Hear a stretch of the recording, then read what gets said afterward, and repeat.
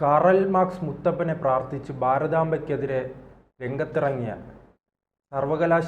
കേരള സർവകലാശാലയുടെ രജിസ്ട്രാറിൻ്റെ പണി തെറിക്കുന്ന കോളുണ്ടല്ലോ. അദ്ദേഹം വിചാരിച്ചു ഈ ഭാരതാംബയുടെ വില അദ്ദേഹത്തിന് കൃത്യമായി അറിയില്ല. ഇപ്പോൾ വീട്ടിലിരുന്ന ആ വില ഓരോന്നായി എണ്ണി പഠിക്കുകയാണല്ലോ. അങ്ങനെ വേണം പറയാൻ. ഈ സഖാക്കന്മാരുടെ വാക്കും കേട്ട് അവർ കീ കൊടുക്കുന്നതിനനുസരിച്ച് തുള്ളാൻ നിൽക്കുന്ന ഏത് ഉന്നത ഉദ്യോഗസ്ഥൻ്റെയും ഗതി ഇതായിരിക്കും എന്ന് മാത്രമേ പറയാനുള്ളൂ. അത് ഇനി വരും ദിവസങ്ങളിൽ ഇത് നമുക്ക് മറ്റു വകുപ്പുകളിലും, ഇന്നിപ്പോൾ ഇത് നമ്മൾ കേരള യൂണിവേഴ്സിറ്റിയിലാണ് കണ്ടതെങ്കിൽ നാളെ അത് മറ്റു പല വകുപ്പുകളിലും ഇത് കാണാനാകും. കാരണം അവിടെയൊക്കെ ഈ സഖാക്കൾ നടത്തിക്കൊണ്ടിരിക്കുന്ന ഈ എന്താ പറയണ്ടേ, ജീവനക്കാരായി PSC ഒക്കെ എഴുതി ജയിച്ചു വരുന്ന ആൾക്കാർ, അതുപോലെ താൽക്കാലിക ജീവനക്കാരായി ജോലിയിൽ പ്രവേശിച്ച് പിന്നീട് സ്ഥിരമായി ഏറ്റവും അധികം എങ്ങനെയാണ് താൽക്കാലിക ജീവനക്കാരായി കടന്നുകൂടി PSC ആർക്ക് ജോലി ലഭിക്കുന്നു? PSC വഴി ജോലി ലഭിക്കുന്ന ഇപ്പം എണ്ണം കുറവാണ്. PSC എന്ന് പറഞ്ഞാൽ കാരണം ഈ യുവാക്കൾ ഉൾപ്പെടെ നാം ആ തെരഞ്ഞെടുപ്പ് കാലത്ത് കണ്ടതാണ്. പോലീസുമായി ബന്ധപ്പെട്ട് യുവാക്കൾ അവസാന കുട്ടികൾ മണ്ണുവാരി കഴിക്കുകയാണ്, തല മൊട്ടയടിക്കുകയാണ്. വലിയ രീതിയിലുള്ള പ്രതിഷേധം, വലിയ ദുരിതത്തിലേക്കും ദുരന്തത്തിലേക്കുമാണ് കേരളം നടത്തിക്കൊണ്ടിരിക്കുന്നത്. ഇവിടെ ഈ പറഞ്ഞതുപോലെ അങ്ങനെ ഈ സഖാക്കന്മാരുടെ തണലിൽ വളർന്നു വരുന്ന ആൾക്കാർക്ക് ഇതുപോലെയുള്ള ഏടാകൂടങ്ങളായിരിക്കും നാളെ സംഭവിക്കാൻ പോകുന്നത്. നിയമം നിങ്ങളുടെ കഴുത്തിന് പിടിക്കും എന്നുള്ളത് തീർച്ചയാണ്. ഇവിടെ ഇപ്പോൾ നമ്മുടെ രജിസ്ട്രാർ ഈ പറഞ്ഞ ഭാരതാംബ വിവാദം ഒരാവശ്യവുമില്ലാത്ത വിവാദമായിരുന്നു. അതിൻ്റെ വിശദാംശങ്ങളിലേക്ക് ഞാൻ പോകുന്നില്ല, അത് നമ്മളൊക്കെ പറഞ്ഞു പഴകിയതാണ്. ഗവർണറെ അപമാനിക്കാൻ, ഒറ്റ വരിയിൽ പറഞ്ഞാൽ ഗവർണറെ അപമാനിക്കാൻ ഈ രജിസ്ട്രാർ സഖാക്കന്മാർ പറയുന്നത് കേട്ട് ചാടി ഇറങ്ങി. അതിൻ്റെ ഫലമാണ് ഇപ്പോൾ അനുഭവിക്കുന്നത്. സസ്പെൻഷനിലായ ഗവർണർ അവധിക്ക് അപേക്ഷിച്ചു. VC തിരിച്ചു മറുപടി കൊടുത്തു. എന്തടിസ്ഥാനത്തിലാണ് സസ്പെൻഷനിൽ കഴിയുന്ന ഒരാൾ അവധിക്ക് അപേക്ഷിക്കുന്നത്? ഈ രജിസ്ട്രാർക്ക് ഒരു മറുപടിയും പറയാനില്ല. AS അനിൽകുമാറിന് മിണ്ടാട്ടം മുട്ടിയിരിക്കുകയാണ്. അദ്ദേഹത്തിന് മനസ്സിലായി അപകടം എത്ര വലുതാണ്. കാരണം ഈ VC വളരെ ശക്തമായ നിലപാടുമായിട്ട് മുന്നോട്ട് പോകുന്നു. ഗവർണർക്ക് റിപ്പോർട്ട് കൊടുക്കുന്നു. ഗവർണർ ഈ രജിസ്ട്രാറെ സസ്പെൻഡ് ചെയ്യാൻ നിർദ്ദേശിക്കുന്നു. അതനുസരിച്ച് VC സസ്പെൻഡ് ചെയ്യുന്നു. സസ്പെൻഡ് ചെയ്ത രജിസ്ട്രാർ, ആ രജിസ്ട്രാർക്ക് വേണ്ടി സിൻഡിക്കേറ്റ് അംഗങ്ങൾ ഒരു യോഗം വിളിക്കണം എന്ന് VCയോട്, താൽക്കാലിക VCയുടെ ചുമതല വഹിക്കുന്ന സിസ തോമസിനോട് ആവശ്യപ്പെടുന്നു. അവർ യോഗം വിളിച്ചു. അതിൻ്റെ അജണ്ട ഈ കോടതിയിൽ കൊടുക്കേണ്ട സത്യവാങ്മൂലം സംബന്ധിച്ചായിരുന്നു. അതിന് പകരം ഈ രജിസ്ട്രാറുടെ സസ്പെൻഷൻ പിൻവലിക്കണം എന്നിവർ ആവശ്യപ്പെട്ടു. VC പറഞ്ഞു നടക്കില്ല, അത് അജണ്ടയിലില്ല, അജണ്ടയിലുള്ളത് നമുക്ക് ചർച്ച ചെയ്യാം എന്ന് പറഞ്ഞ് യോഗം പിരിച്ചുവിട്ടു. ഈ സിൻഡിക്കേറ്റ് എന്ത് ചെയ്തു? താൽക്കാലികമായിട്ട് ഒരു അധ്യക്ഷയെ വെച്ചുകൊണ്ട് യോഗം പൂർത്തിയാക്കി സസ്പെൻഷൻ പിൻവലിച്ചതായിട്ട് ഉത്തരവും ഇറക്കി സിൻഡിക്കേറ്റിൻ്റെ. പക്ഷെ അതിന് നിലനിൽപ്പില്ല. കാരണം അതിനകത്ത് VC ഒപ്പിടണം. VC ഒപ്പിട്ടിട്ടില്ല. അതുകൊണ്ട് തന്നെ ആ ഒരു ഉത്തരവ് അല്ലെങ്കിൽ ആ സിൻഡിക്കേറ്റിൻ്റെ നടപടി, സസ്പെൻഷൻ റദ്ദാക്കിയ നടപടിക്ക് നിയമസാധുതയില്ല. ഈ രജിസ്ട്രാർ വിചാരിച്ചിരിക്കുന്നത് പണ്ടത്തെ പോലെ അങ്ങ് കണ്ണുരുട്ടിയാൽ, കോൺഗ്രസ് ഭരണകാലത്തൊക്കെ ഈ പറയുന്ന VCയും അതിനു മുകളിലുള്ള ചാൻസലറായിരിക്കുന്ന ഗവർണറും ഒക്കെ കണ്ണുരുട്ടിയാൽ, ഇവർ സഖാക്കന്മാർ കണ്ണുരുട്ടിയാൽ ഭയപ്പെടുമായിരുന്നു. പക്ഷേ ഇപ്പോൾ അങ്ങനെയുള്ളവരല്ല ആ സ്ഥാനങ്ങളിൽ ഇരിക്കുന്നത്. ആ പദവിയുടെ മഹത്വം അറിഞ്ഞ് അതിൻ്റെ യോഗ്യതയ്ക്കനുസരിച്ച് ഉള്ള ആൾക്കാരൊക്കെയാണ് അവിടെ ഇരിക്കുന്നത്. അവർ ഒന്നും ഈ കണ്ണുരുട്ടലിലൊന്നും അവർ പേടിക്കില്ല. അവരെ സംബന്ധിച്ച് അതൊന്നും അവരെ ഭയപ്പെടുത്താൻ തക്കവണ്ണം ശക്തിയുള്ളതല്ല. അതുകൊണ്ട് തന്നെ രജിസ്ട്രാറോടും സിൻഡിക്കേറ്റിനോടും പോയി പണി നോക്കാൻ പറഞ്ഞു. ഇപ്പോൾ അതിൻ്റെ കൂടെ ഈ രജിസ്ട്രാറെ സസ്പെൻഷൻ റദ്ദാക്കി എന്ന് സിൻഡിക്കേറ്റിൻ്റെ ഉത്തരവ് വന്ന ഉടൻ തന്നെ രജിസ്ട്രാർക്ക് വലിയ സ്വീകരണമാണ് കുട്ടി സഖാക്കന്മാർ സർവകലാശാലയിൽ ഒരുക്കിയത്. അദ്ദേഹത്തിന് സമ്മാനം കൊടുത്തു. പക്ഷേ എന്ത് ചെയ്യാൻ, അദ്ദേഹത്തിന് അവിടെ ചെന്ന തൻ്റെ ഔദ്യോഗിക കൃത്യം നിർവഹിക്കാൻ, തൻ്റെ മുറിയിലേക്ക് പ്രവേശിക്കാൻ പോലും അദ്ദേഹത്തിന് സാധിച്ചില്ല. ഇപ്പോൾ VC അദ്ദേഹത്തിനോട് കൃത്യമായിട്ട് പറഞ്ഞു, ഈ നിയമം ലംഘിച്ച് നിങ്ങൾ ഇവിടെ കയറിയാൽ ഞാൻ നടപടി സ്വീകരിക്കും. ഈ സസ്പെൻഷനിലുള്ള ഒരു ജീവനക്കാരൻ ആ സസ്പെൻഷൻ ലംഘിച്ച്, ആ ഉത്തരവ് ലംഘിച്ച് മുറിയിൽ കയറി ഏതെങ്കിലും തരത്തിലുള്ള ഒരു ഔദ്യോഗിക കൃത്യത്തിൽ ഏർപ്പെട്ടാൽ അതിൻ്റെ പ്രത്യാഘാതം ഭയാനകമായിരിക്കും എന്ന് VC മുന്നറിയിപ്പ് കൊടുത്തു. അതോടുകൂടി ഈ രജിസ്ട്രാർ അത് ആക്രമിച്ചു കയറുന്നതിന് സമാനമാണ്. അതെ, ആക്രമിച്ചു കയറുന്നതിന് സമാനമാണ്. രജിസ്ട്രാർ മടങ്ങി. അപ്പോൾ വീട്ടിൽ ചെന്നിട്ട് അദ്ദേഹം ഇമെയിൽ വഴി VCക്ക് അവധി അപേക്ഷ കൊടുത്തു. ആരോഗ്യ പ്രശ്നങ്ങളുണ്ട്, രക്തസമ്മർദ്ദം കൂടുതലാണ്. എങ്ങനെ കൂടാതിരിക്കും? ഈ സഖാക്കന്മാരുടെ വാക്കം കേട്ട് ചാടി ഇറങ്ങിയാൽ രക്തസമ്മർദ്ദം മാത്രമല്ല, ശരീരത്തിലെ എല്ലാ പ്രവർത്തനങ്ങളും താളം തെറ്റും. അപ്പോൾ VC അവധിക്ക് അപേക്ഷിച്ചപ്പോൾ രജിസ്ട്രാർ അവധിക്ക് അപേക്ഷിച്ചപ്പോൾ VC കൊടുത്ത മറുപടി സസ്പെൻഷനിലുള്ളൊരു ആളിന് എങ്ങനെ അവധിക്ക് അപേക്ഷിക്കാനാകും എന്നാണ്.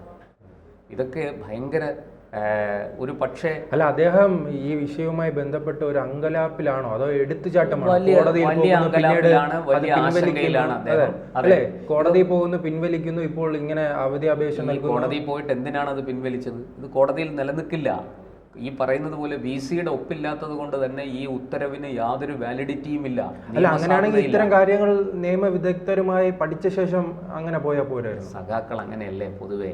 അവർ എന്തെങ്കിലും പഠിക്കുമോ? അവരൊരു സത്യം തിരിച്ചറിയാൻ 20 വർഷം ഏറ്റവും കുറഞ്ഞതെടുക്കും.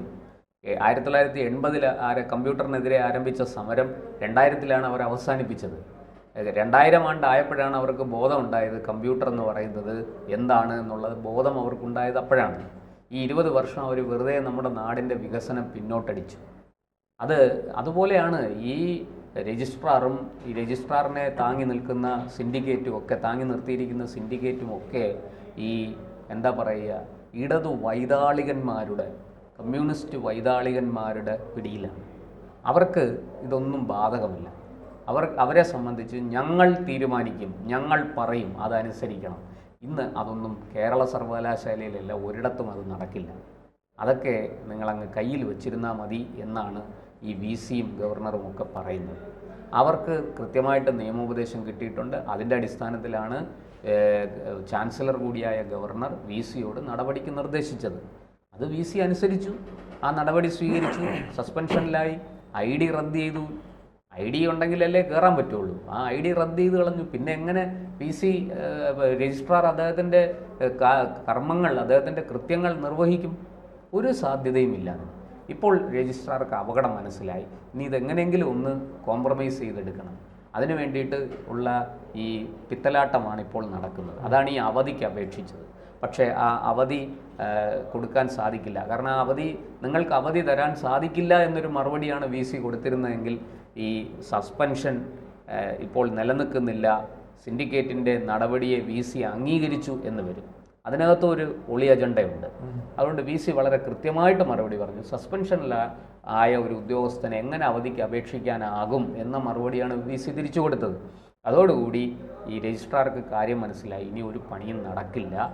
മര്യാദയ്ക്ക് മാപ്പ് പറഞ്ഞ് അല്ലെങ്കിൽ ഈ പ്രശ്നം എങ്ങനെയെങ്കിലും പരിഹരിച്ചാൽ ഈ കാര്യങ്ങൾ ചിലപ്പോൾ ഒതുങ്ങി തീർന്നേക്കാം. ഒരു പക്ഷേ ഗവർണർക്ക് ദയ തോന്നി അദ്ദേഹം നടപടി പിൻവലിക്കാം. ഇങ്ങനൊരു സാഹചര്യത്തിലേക്ക് ഇതിനെ കൊണ്ടെത്തിച്ചിരിക്കുകയാണ്.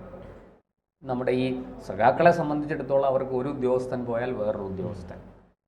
ഇപ്പോൾ ഈ പറഞ്ഞതുപോലെ സിൻഡിക്കേറ്റ് ചെയ്തത് കൊണ്ടുപോയതും നീയേ ചാപ്പ, കൊണ്ടുപോയി കൊല്ലിച്ചതും നീയേ ചാപ്പ എന്ന് പറയുന്നത് പോലെയാണ്. ഈ രജിസ്ട്രാറെ നടന്നതും അവരാണ്, ഇപ്പോൾ വലിച്ച് താഴെ ഇട്ടിരിക്കുന്നതും അവരാണ്. രജിസ്ട്രാർക്ക് നല്ല 8ൻ്റെ പണി കൊടുത്തു എന്നുള്ളതാണ് സിൻഡിക്കേറ്റിൻ്റെ മേന്മ, അല്ലെങ്കിൽ അവരുടെ വിജയം അവിടെയാണ്. അതിലേറ്റവും പ്രമുഖൻ ഷിജു ഖാനായിരിക്കും അല്ലേ? ഷിജു ഖാൻ മാത്രമല്ല, അവിടെ പലരും ഉണ്ടല്ലോ. ഈ ഷിജു ഖാൻ്റെ നേതൃത്വത്തിലാണ് SFIക്കാർ അവിടെ തമ്പടിച്ച് ഗവർണർക്കെതിരെ കൊലവിളിയൊക്കെ നടത്തിയത്. ഇതൊക്കെ എവിടെ വില പോകാനാണ്? ഇപ്പോൾ തന്നെ ഈ സർവകലാശാലയിൽ VCയുടെ ഓഫീസ് അടക്കം ആക്രമിച്ചതിന് 27 പേർക്കെതിരെ ജാമ്യമില്ലാത്ത കേസെടുത്തിരിക്കുകയാണ് പോലീസ്. ഇത് ഗവർണർ DGPയെ നേരിട്ട് വിളിച്ചു വരുത്തി DGPയോട് സർവകലാശാലയ്ക്ക് സുരക്ഷ ഒരുക്കണം എന്ന് നിർദ്ദേശിച്ചിരിക്കുകയാണ്. ഇവിടെ ഈ പിണറായി മുഖ്യമന്ത്രിയെക്കാളും മുകളിലാണ് ഗവർണർ എന്നുള്ള സത്യം തിരിച്ചറിയുകയോ അംഗീകരിക്കുകയോ ചെയ്യാത്ത ആൾക്കാരാണ് ഈ സഖാക്കന്മാരും കുട്ടി സഖാക്കന്മാരും. അവരെ സംബന്ധിച്ച് അവരുടെ കൺകണ്ട ദൈവം കാരണഭൂതനായ പിണറായി വിജയനാണ്. അദ്ദേഹം സൂര്യനാണ്, എല്ലാറ്റിനെയും ഭസ്മമാക്കി കളയും. അങ്ങനെയുള്ള ആ ഇരട്ടച്ചങ്കൻ ആണ് അവരെ സംബന്ധിച്ച് അവസാന വാക്ക്. പക്ഷെ രാജ്യത്തെ നിയമം അങ്ങനെയല്ല. രാജ്യത്തൊരു നിയമമുണ്ട്, ഭരണഘടനയുണ്ട്, നിയമവാഴ്ചയുണ്ട്, അതിനൊരു സംവിധാനമുണ്ട്. നിവർത്തി കെട്ടാൽ ഗവർണർ കേന്ദ്രസേനയെ വിളിക്കും. കേന്ദ്രസേന വന്നാൽ ഇതൊന്നുമല്ല. ഇപ്പോൾ രാജ്ഭവൻ്റെ മുന്നിൽ ചെന്ന് തള്ളി മറിക്കുന്നല്ലോ കുട്ടി സഖാക്കന്മാർ. ഈ കേന്ദ്രസേന അവിടെ സുരക്ഷ ഏറ്റെടുക്കട്ടെ, അപ്പോഴറിയാം ഇവരുടെ സമരത്തിൻ്റെ വീര്യം. ഒക്കെ കണ്ടം വഴി ഓടുന്ന ഓട്ടം നമുക്ക് കാണാനാകും ആ സമയത്ത്. അപ്പോൾ അതുകൊണ്ട് ഈ ശരിക്കും പറഞ്ഞാൽ ഇപ്പോൾ പെട്ടിരിക്കുന്നത് രജിസ്ട്രാറാണ്. പണി പോകുമോ എന്നുള്ളതാണ് രജിസ്ട്രാർ ഇപ്പോൾ സ്വയം ചോദിക്കുന്ന ചോദ്യം. ദൈവമേ, ഞാൻ ഈ ഊരാക്കുടുക്കിൽ പെട്ടല്ലോ, ഈ സഖാക്കൾ പറയുന്ന വാക്കും കേട്ടുകൊണ്ട് എടുത്തിയാടി ഞാൻ വേണ്ടാത്തതൊക്കെ ചെയ്തു, ഇതിൻ്റെ ദുരന്തം അനുഭവിക്കുന്ന ഞാനും അവർ രക്ഷപ്പെടുകയും ചെയ്യും. ഇതൊന്നും ഗവർണറും പിണറായി വിജയനും തമ്മിലുള്ള ബന്ധത്തെ ബാധിക്കാൻ പോകുന്നില്ല. മുഖ്യമന്ത്രിയും ഗവർണറും തമ്മിലുള്ള ബന്ധം അങ്ങനെ തന്നെ തുടരും. അദ്ദേഹം ഗവർണർ ചെയ്യേണ്ട ജോലി എന്താണോ അതൊക്കെ അദ്ദേഹം ചെയ്യും. ഈ മുഖ്യമന്ത്രി നിയമപരമല്ലാത്ത കാര്യങ്ങളുമായിട്ട് ഗവർണറുടെ അടുത്ത് പോയാൽ അത് നടക്കില്ല. അദ്ദേഹം അതിനെ എതിർക്കും, നിരാകരിക്കും. മറിച്ച് ന്യായമായ കാര്യങ്ങളുമായിട്ട് മുഖ്യമന്ത്രിയും സർക്കാരും മുന്നോട്ട് പോയാൽ ഗവർണർ അതിനെല്ലാം അംഗീകരിക്കും. എത്ര ബില്ലുകളാണ് പാസ്സാകാനുള്ളത്? സഭാ സമ്മേളനം വരാൻ പോവുകയാണ്. വലിയ തർക്കത്തിലേക്കും വഴക്കിലേക്കും ഒക്കെ പോയാൽ ആരിഫ് മുഹമ്മദ് ഖാൻ്റെ കാലത്തെ അനുഭവം പിണറായിക്ക് ഓർമ്മയുണ്ട്. എന്തൊക്കെ സംഭവിക്കും എന്ന് നമുക്ക് കാത്തിരുന്ന് കാണാം. ഈ പറയുന്നത് പോലെ ആദ്യം കരുതിയിരുന്നത് ആരിഫ് മുഹമ്മദ് ഖാനെ പോലെ അല്ല ആർലേക്കർ, കുറച്ചുകൂടെ സൗമ്യനാണ്, മൃദുഭാഷിയാണ് എന്നൊക്കെയാണ് കരുതിയിരുന്നത്. ശരിയാണ്. പക്ഷേ നിലപാടിൽ ആരിഫ് മുഹമ്മദ് ഖാനേക്കാൾ അപകടകാരിയാണ് ആർലേക്കർ. ഉറച്ചു നിൽക്കുകയാണ്, അതിൽ നിന്നൊരു മാറ്റമില്ല. ആരിഫ് മുഹമ്മദ് ഖാന് ഒരല്പമെങ്കിലും പുള്ളി രാഷ്ട്രീയക്കാരനൊക്കെയാണ്, അതുകൊണ്ട് കുറച്ചൊക്കെ ദയ കാണിക്കും. പക്ഷേ ആർലേക്കർ അങ്ങനെയല്ല, യാതൊരു ദയാദാക്ഷിണ്യങ്ങളുമില്ല. അദ്ദേഹം നിലപാടിൽ, നിയമത്തിൽ, ന്യായത്തിൽ ഉറച്ചു നിൽക്കുന്നയാളാണ്. അവിടെ ഒരു വിട്ടുവീഴ്ചയും ചെയ്യില്ല. രജിസ്ട്രാറുടെ കാര്യത്തിൽ ഒരു തീരുമാനമാകും താമസിയാതെ.